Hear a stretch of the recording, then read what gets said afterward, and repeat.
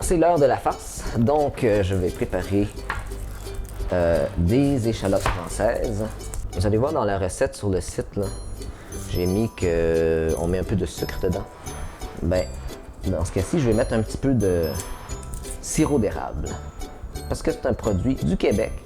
Puis c'est très bon pour la santé. C'est pas un sucre raffiné. Donc, on va couper ça. Je m'excuse pour le bruit, c'est parce que ma planche n'est pas à niveau. Donc, elle est bancale. Donc, mais ça ajoute du pep. Qu'est-ce que tu es en train de boire, Alexandre? Du remontant. Hein. Donc, on va ajouter... Ouais, c'est de la liqueur, puis on n'est même pas commandité par Coke, mais j'aime ça. Donc, un peu de sirop d'érable. Et c'est avec la sauce poisson qu'il faut faire attention, surtout. Avant de faire ça, je vais checker des champignons. Ah, ça n'a pas pris de temps, c'est déjà prêt. Donc, je vais tout de suite rincer ça.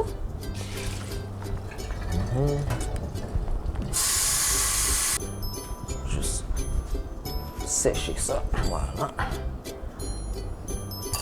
Et puis là, donc, on va mettre un peu de sauce poisson, environ une cuillère à table, et c'est là qu'il ne faut pas en mettre trop. On mélange tout ça. Bon, on va ajouter les champignons. Bon, j'ai évidemment trop de champignons.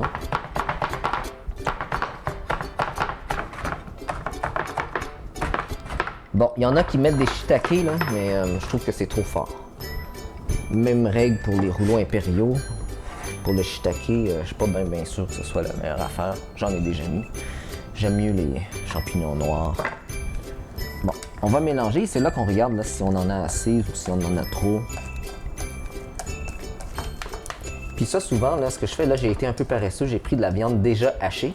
Mais si vous voulez vraiment là, une bonne texture, prenez du porc pas maigre. Là, prenez avec un peu de gras. Et puis, il faut juste le couper. On va préparer donc le wok. Je vais couper une autre échalote.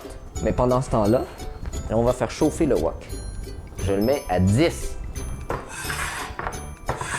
Bon. Donc, une autre échalote. Donc, ça, c'est bon. Et puis, là, j'ai préparé le mélange de crêpes qui est au frigidaire, qui repose. Là, le wok s'en vient pas pire chaud.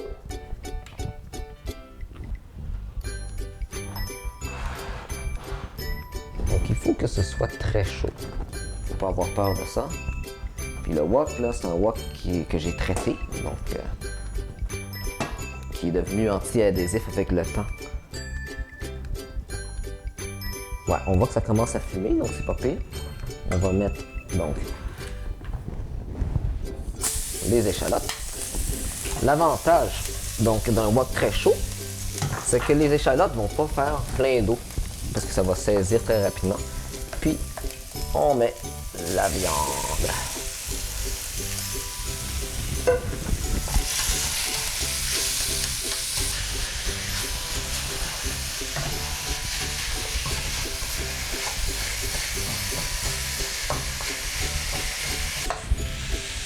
Ouais, ça sent bon. Petite touche personnelle.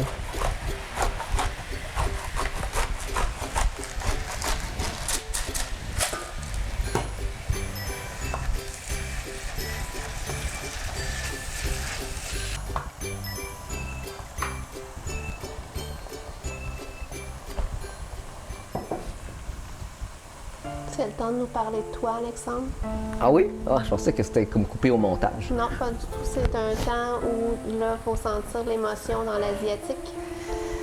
Parce que... L'émotion de l'asiatique en ce moment, Ouais. c'est de surveiller la bouffe. Tu sais, ma mère, elle faisait ça souvent à la maison. Puis c'est drôle parce qu'on mangeait jamais au restaurant.